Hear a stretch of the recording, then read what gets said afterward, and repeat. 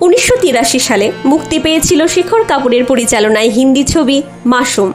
নাসির উদ্দিন শাহ, শাবানা আজমি, যুগল হংসরাজ অভিনীত সেই ছবিতে একটি গান শ্রোতা দর্শকদের চোখে জল এনে দিয়েছিল, তুঝসে নারাজ নেহি জিন্দেগি হ্যারান হুঁ मैं। অনুপ ঘোষালের নাম বললে অনেকের মনে প্রথম যে গানটি আসে সেটি বোধহয় গোপী গাইন বাঘা বাইনের সেই অবিস্মরণীয় গানটি, দেখো রে নয়ন মেলে জগতের বাহার।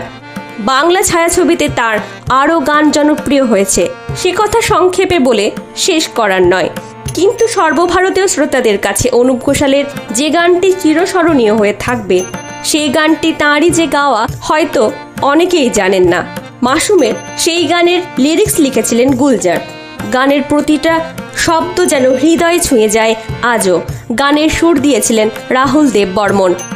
তুঝসে নারাজ নেহি জিন্দেগি গানের জন্য সেরা লিরিসিস্ট হিসাবে ফিল্মফেয়ার পুরস্কার পেয়েছিলেন গুলজার। সেরা সুরকারের পুরস্কার পেয়েছিলেন RD বর্মন। কিন্তু সেই ছবিতে শুধু অনুপ ঘোষালই ছিলেন না, মনের সমস্ত দরদ ঢেলে যেন গানটি গেয়েছিলেন অনুপ ঘোষাল। ততদিনে বাংলায় যথেষ্ট জনপ্রিয় হয়ে গিয়েছিলেন অনুপ ঘোষাল। 1969 সালে সত্যজিৎ রায়ের গোপী গাইন বাঘা বাইন ছবিতে গান করেই বাংলা চলচ্চিত্রে তাঁর গানের যাত্রা শুরু হয়েছিল। রাহুল দেব বর্মন মাসুমে একক কণ্ঠে অনুপ ঘোষালকে দিয়ে গানটি গাইয়েছিলেন। তবে সেই গানটি অনুপ ঘোষাল গাইতেই গোড়া থেকে যেন অনিশ্চয়তা চেপে বসেছিল। জানা যায় রেকর্ড কোম্পানি HMV যখন জানতে পারে ছবিটিতে তেমন কোনো নামজাদা শিল্পী গান করেননি, তারা অ্যালবাম রিলিজ করতেই নিমরাজি ছিলেন। তারা প্রডিউসারকে বলেন আরও একটি গান কোনো নাম করা শিল্পীকে দিয়ে গাওয়াতে, কিন্তু ততক্ষণে ছবির বাজেট ছাপিয়ে গিয়েছে। শেষমেশ কোনো রকমের টাকা পয়সা জুটিয়ে তুঝসে নারাজ নেহি জিন্দেগি গানটি লতা মঙ্গেশকরকে দিয়েও গাওয়ানো হয়।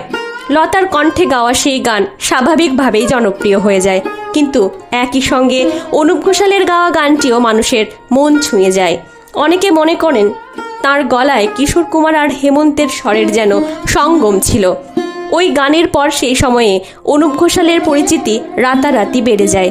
বাপ্পি লাহিড়ী তাকে দিয়ে শপথ এবং আরও একটি হিন্দি ছবিতে গান গাইয়েছিলেন, তবে সেই সব গান জনপ্রিয়তা পায়নি।